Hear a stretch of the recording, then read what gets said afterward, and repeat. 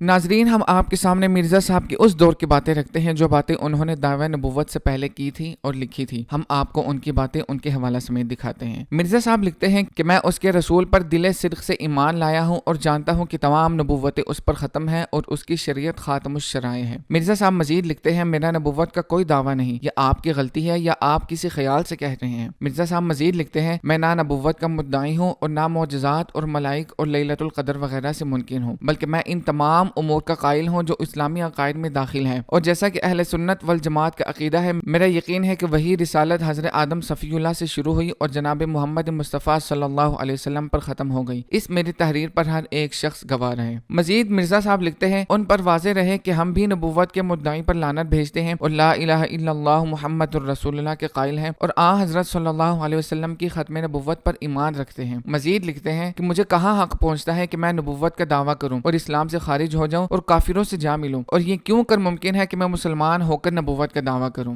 مرزا صاحب مزید لکھتے ہیں کہ خدا تعالیٰ جانتے ہیں کہ میں مسلمان ہوں اور ان سب عقائد پر ایمان رکھتا ہوں جو اہل سنت والجماعت مانتے ہیں، اور کلمہ طیبہ لا الہ الا اللہ محمد الرسول اللہ کا قائل ہوں اور قبلے کی طرف نماز پڑھتا ہوں، اور میں نبوت کا مدعی نہیں بلکہ ایسے مدعی کو دائرہ اسلام سے خارج سمجھتا ہوں۔